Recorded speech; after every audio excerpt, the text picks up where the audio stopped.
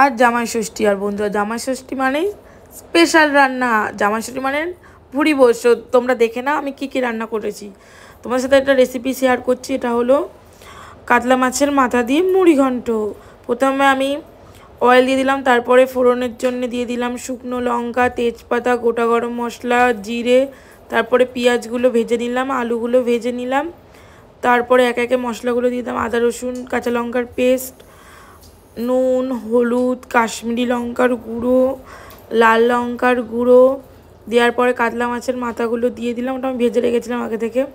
তারপর টমেটো স্লাইসগুলো দিয়ে দিলাম, তারপরে আগে থেকে ভালো করে ধোয়া গোবিন্দভোগ চালটা দিয়ে দিলাম, তারপর একটু নাড়াচাড়া করলাম, তারপরে তার মধ্যে দিয়ে দিলাম কটা কাঁচা লঙ্কা, জল দিয়ে দিলাম, তারপরে ঢাকা দিয়ে ফুটতে দিলাম।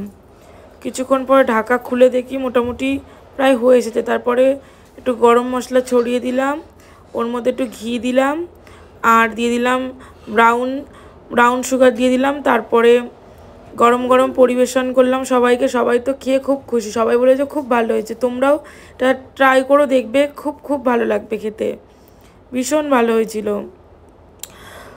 সো তোমরা thank you watching my video.